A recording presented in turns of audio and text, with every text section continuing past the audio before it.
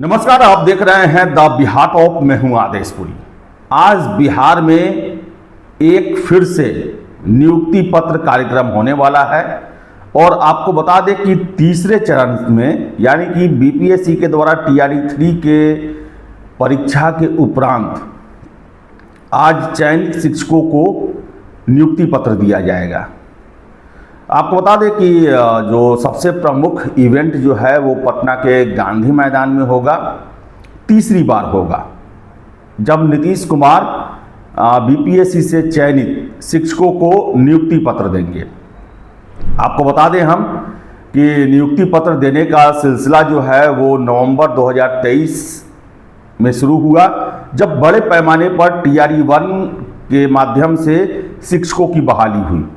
और आपको बता दें हम कि इस शिक्षक बहाली का एक सबसे बड़ा निगेटिव एस्पेक्ट ये रहा है कि जितने सीटों पर बहालियां निकलती है नियुक्ति पत्र उससे बहुत कम संख्या में दिए जाते हैं। अब देखिए, TRE-3 में ही लगभग 87,000 के आसपास बहालियां निकाली गई और आज जो है बिहार में 51,379 शिक्षकों को जो है वो नियुक्ति पत्र दिया जाएगा।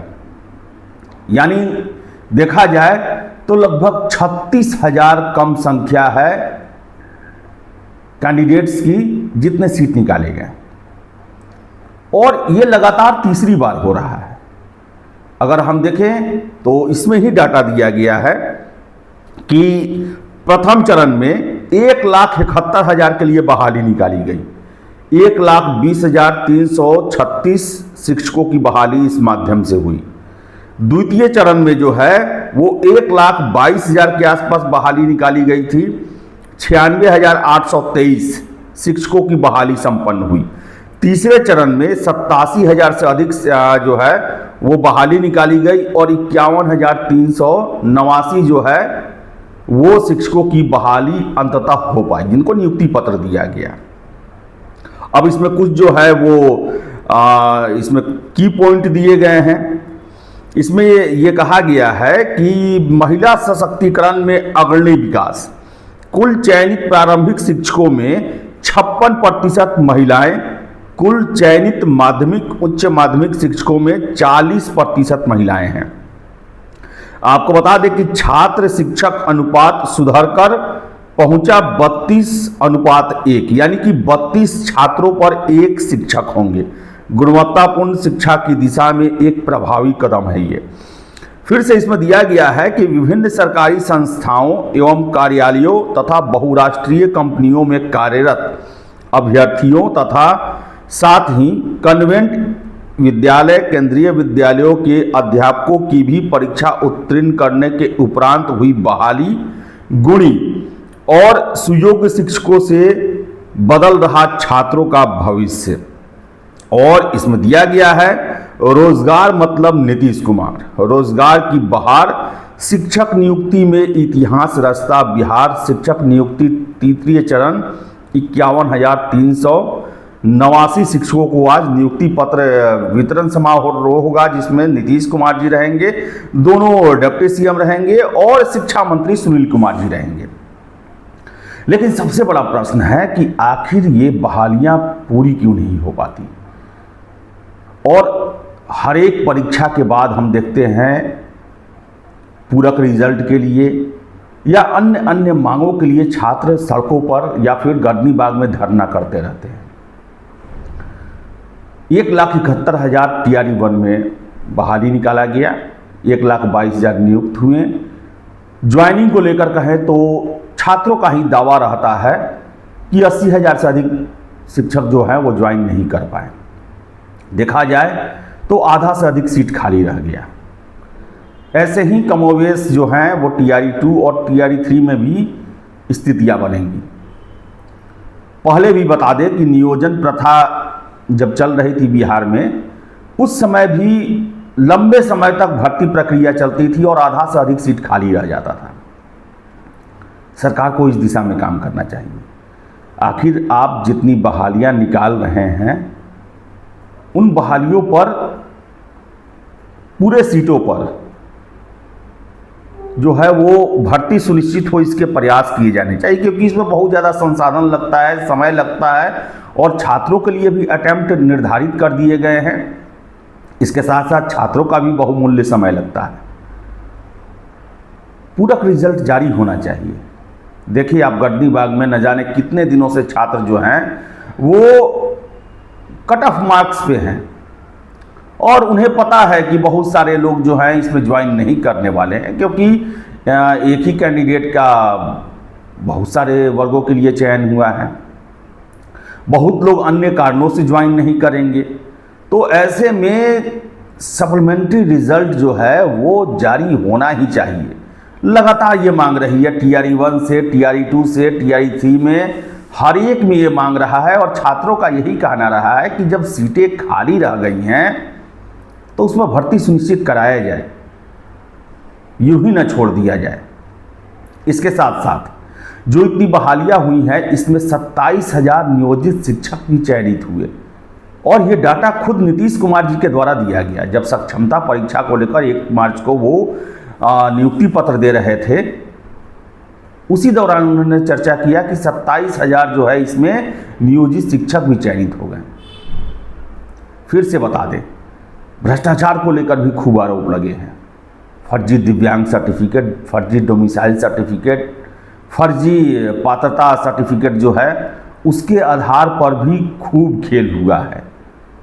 आपने देखा होगा कि कई जिला शिक्षा विभागों के कर्मचारियों अधिकारियों की मिली भगत मिली है और वहाँ पर जांच भी हुआ। गलत प्रमाण पत्रों के आधार पर चयनित हुए बहुत सारे लोगों को बाहर भी किया गया।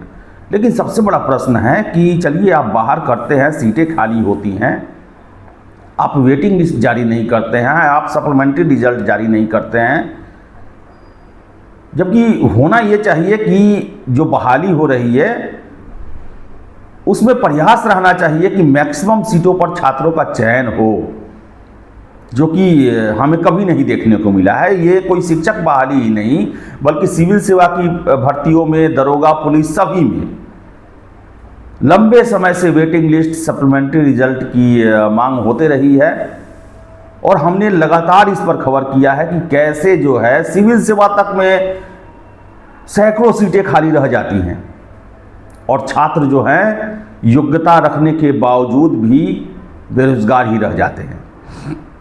तो मुख्यमंत्री जी, गुजारिश है आपसे कि भर्तियां आप निकाल रहे हैं, इसमें कोई दो रब बात नहीं है, लेकिन भर्तियों पर पूरा का पूरा बहाली सुनिश्चित हो, ये भी देखना होगा आपको।